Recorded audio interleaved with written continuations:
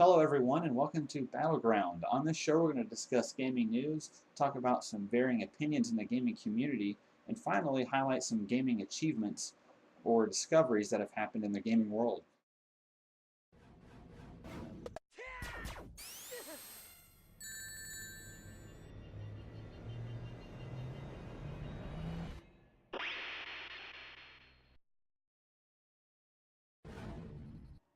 First, we have Warhorn.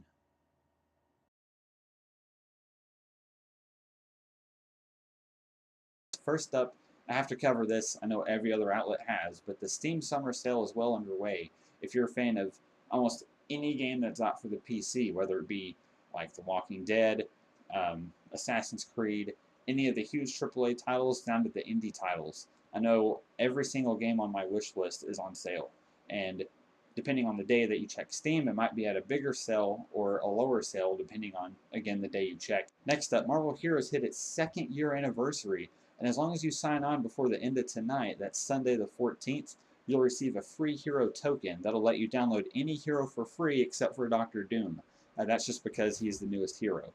But that includes all the heroes that are more expensive than other ones. Marvel Heroes is a free-to-play, top-down action role-playing game that you can play online with as many other people as you want.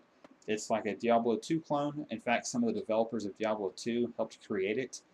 There is a lot of download content. There are a lot of defenders of the game that say you can play completely free, never spend a dime, and still get all the same content that anyone spending like $100 on the game would get.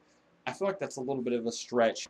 You get very, very little storage space and stash space as a free-to-play, spending not even a penny on the game, and I think it's almost mandatory, at least if you play this game, kind of seriously, to at least spend $5 on inventory space, because you're not going to be able to store that much, and that's the only unfortunate downside. I've been playing for off and on for about 2 years. I thought it was worth dropping $5 or $10 on it. There's some costumes that I think also you can only get with real money.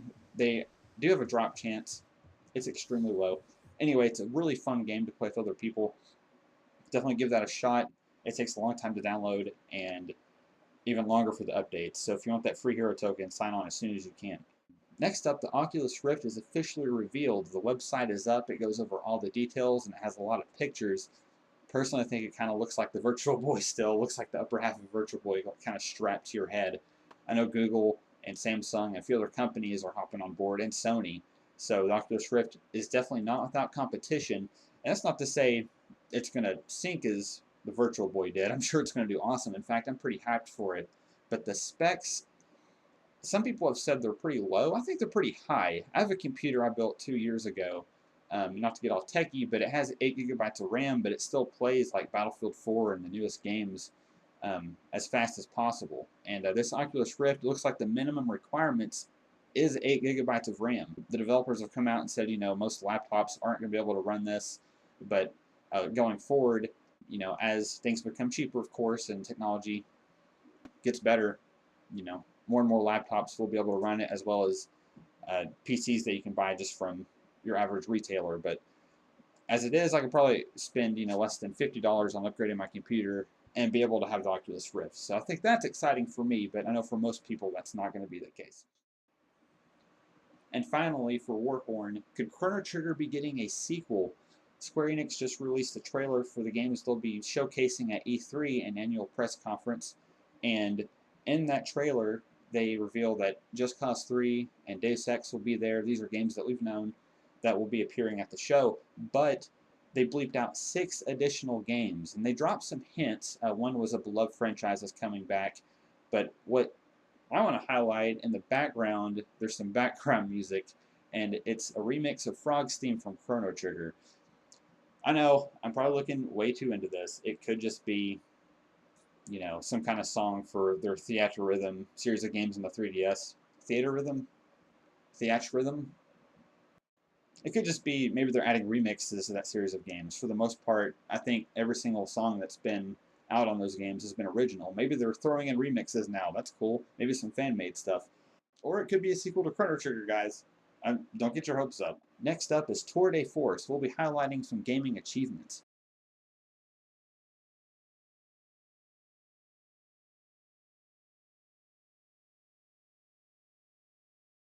First up, Scott has discovered a way to make Goombas into a staircase to reach areas you wouldn't normally be able to reach without even jumping.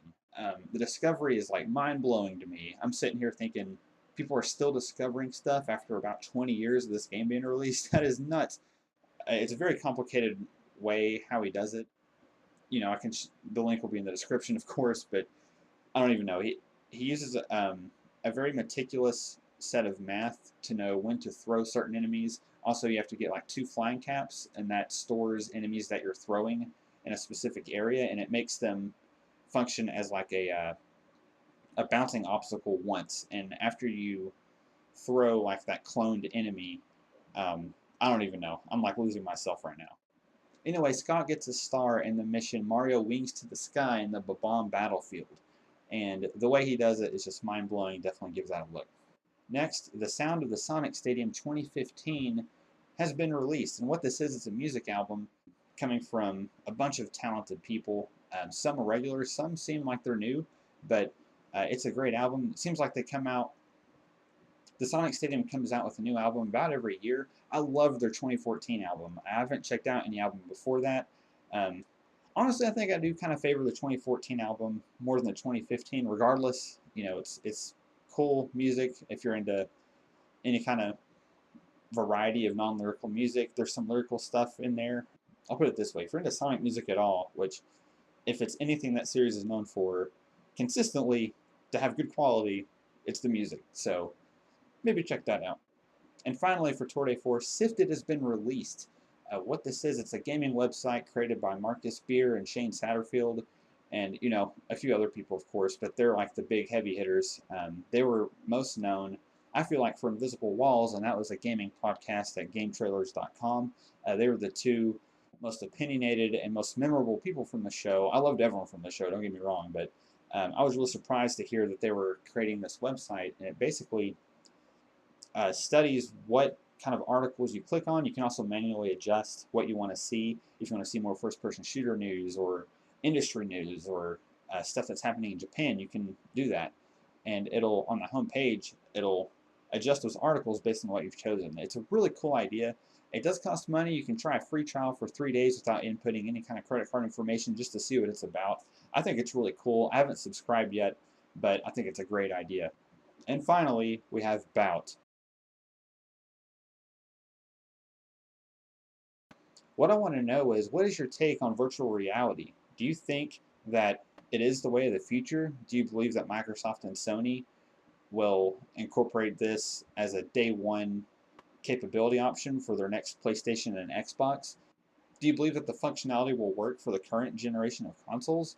Do you think that both companies will be able to get these out and actually get them to function as well as we think they can? Or are you more doubtful and say, hey, you know, this is, like I said earlier, a Virtual Boy strapped to my head. How am I supposed to be able to do this without seeing what's actually in front of me?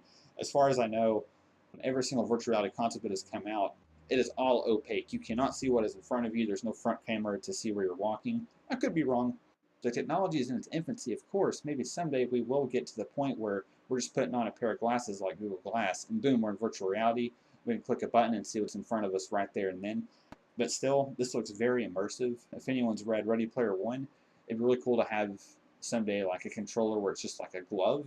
For now, they have these controllers that are kind of like nunchuck remotes on the Wii, maybe a little bit more buttons on them. I think it looks kind of cool. I wasn't ever a fan of the Wii nunchuck remote idea. I just never liked it, especially when you're playing platformers that require like kind of precise control like Mario Galaxy. I know that game is very beloved and stuff. Man, if I could play on a different controller, I might actually give that game a shot then. But let me know what you guys think. Do you think virtual reality is the next step in gaming? Are you excited, or are you going to pass? Could this just be another Kinect?